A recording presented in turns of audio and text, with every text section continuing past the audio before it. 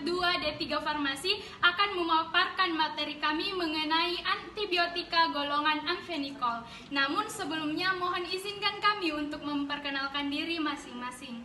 Saya Dwi Nukresna. Saya Suci Ramadhani. Saya Nur Fadila M. Saya Muhammad Sakaya Sarafif. Saya Intan Nur Maharani. Saya Nur Paradita. Saya Salsabila. Saya Mukarramah. Saya Huzaimah. Saya Arif Anemi Nur Rakshanjani. Check it out!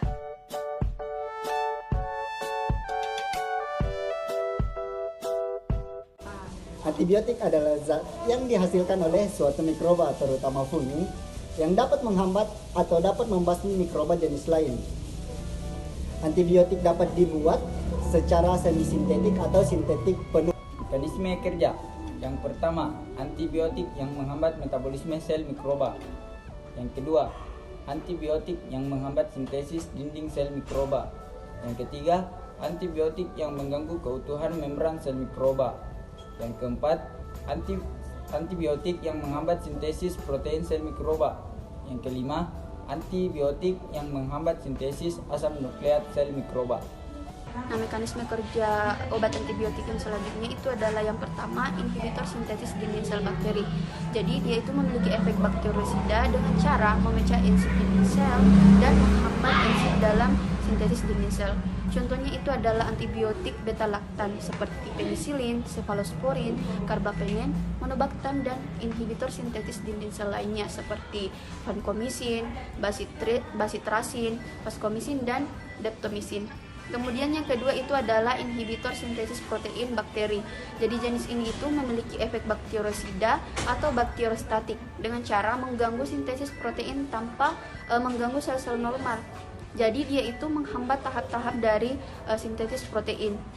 Obat-obat yang memiliki aktivitas tersebut itu contohnya itu adalah aminoglukosida, makrolida, tetrasiklin, dan juga klorafenikol. Kemudian yang ketiga itu adalah menghambat sintesa dari asam folat. Mekanisme kerja ini itu terdapat pada obat-obat seperti sulfanomida dan trimetropin. Jadi bakteri itu tidak dapat mengabsorpsi asam-asam folat, tetapi dia itu harus membuat asam folat dari asam paranobinobenzoat, petridin, dan glutamat. Sedangkan itu pada manusia asam folat merupakan vitamin dan tidak dapat mensintesis asam folat.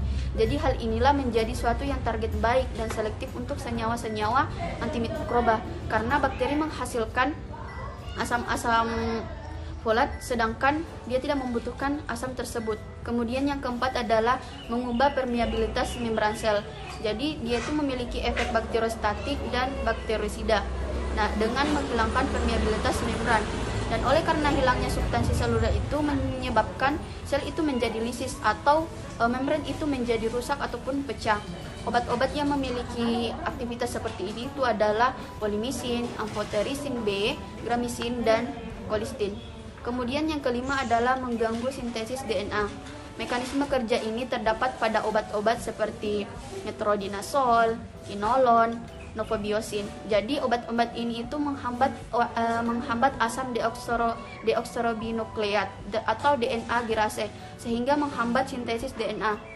Jadi DNA girase itu adalah enzim yang terdapat pada bakteri yang menyebabkan terbentuknya dan terbukanya superhelix pada DNA, sehingga ini sangat penting untuk menghambat replikasi DNA. Kemudian yang terakhir itu adalah mengganggu sintesa RNA. Contoh obat yang memiliki aktivitas seperti ini adalah rifampicin. Selanjutnya yaitu spektrum kerja dari antibiotika. Spektrum kerja dibagi menjadi dua. Yang pertama spektrum luas, di mana antibiotika ini secara aktif bekerja pada semua jenis bakteri, baik itu bakteri gram positif maupun bakteri gram negatif. Yang kedua seperti contoh pada turunan tetrasiklin, amfenikol, aminoglikosida, makrolida, penisilin, dan rifampicin. Selanjutnya yaitu spektrum sempit, di mana antibiotika ini bekerja secara aktif pada beberapa jenis bakteri saja. Spektrum sempit ini dibagi menjadi beberapa bagian. Yang pertama, antibiotika yang bekerja secara dominan pada bakteri gram positif, misalnya basitrasin, eritromisin, sebagian besar turunan penisilin, turunan linkosamida, dan turunan cephalosporin. Selanjutnya yaitu antibiotika yang aktivitasnya dominan terhadap bakteri gram negatif, misalnya kolistin, polimixin B sulfat, dan sulfonisin.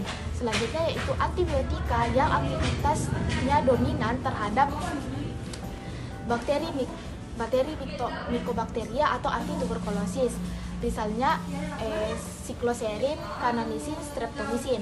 Selanjutnya yaitu antibiotika yang aktivitasnya dominan terhadap jamur atau antifungi, misalnya griseofulvin dan turunan polien seperti amphoterisin, nystatin, dan kansidisin. Selanjutnya yaitu antibiotika yang aktivitasnya dominan terhadap neoplasma atau anti kanker, misalnya actiomycin dan bleomycin. Turunan amfenikol adalah antibiotika yang terdiri dari kloramfenikol dan senyawa sintetik analognya. Merupakan senyawa bakteriostatik dengan spektrum yang luas. Turunan amfenikol juga bersifat mudah larut dalam lemak sehingga mudah menembus sel bakteri. Baik, selanjutnya untuk struktur umum amfenikol dapat dilihat pada gambar, dan untuk turunan dari amfenikol yaitu yang pertama ada asidamfenikol, chloramfenikol, cetofenikol, dan tiamfenikol. Dan untuk asidamfenikol untuk percabangan R1-nya itu ada NO2 dan R2-nya itu CH2N, rangkap 2N dan rangkap 3N. Untuk selanjutnya chloramfenikol untuk R1-nya yaitu NO2, untuk percabangan R2-nya yaitu CHCl2, dan untuk cetofenikol untuk percabangan R1-nya yaitu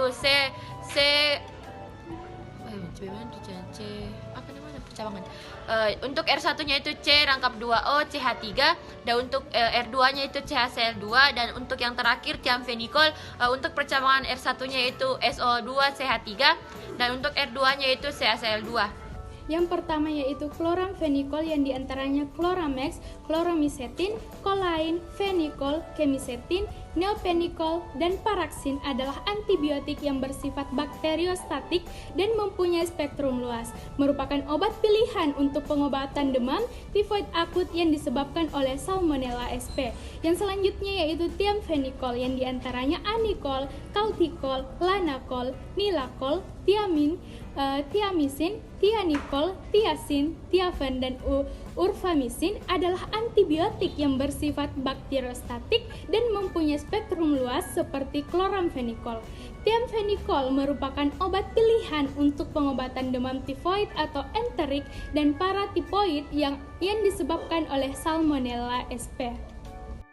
Baik, saya Nurin Syandi. Di sini saya akan melanjutkan pembahasan kita tentang mekanisme kerja, di mana mekanisme kerja antibakteri turunan amfenikol yaitu bekerja dengan cara menghambat biosintesis protein pada siklus perpanjangan rantai asam amino, yaitu dengan menghambat bentukan ikatan peptida setelah menembus sel bakteri. Nah, turunan amfenikol ini mengikat subunit ribosom 50S secara terpulihkan yang menghambat enzim peptida transferase hingga mencegah penambahan asam amino pada rantai peptida yang mengakibatkan terhambatnya ikatan peptida dan biosintesis protein, dan hal ini terjadi selama antibiotika tetap terikat oleh ribosom yang melibatkan langsung interaksi atom C6 dan gugus fenol-diketon dengan sisi reseptornya.